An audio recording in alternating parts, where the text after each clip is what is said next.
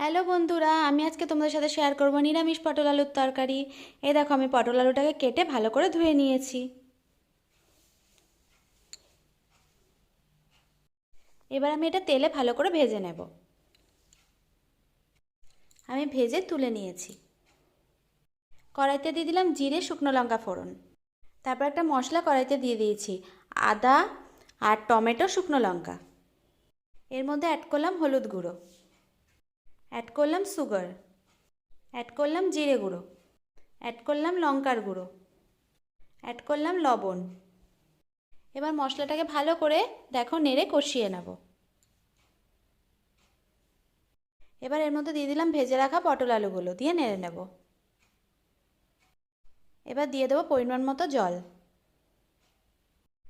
দিয়ে অল্প একটু ঘি দিয়ে নামিয়ে নিলেই রেডি নিরামিষ পটল আলুর তরকারি। ভিডিওটা কেমন লাগলো বলো, ভালো লাগলে লাইক, কমেন্ট আর সাবস্ক্রাইব করে দিও। টাটা।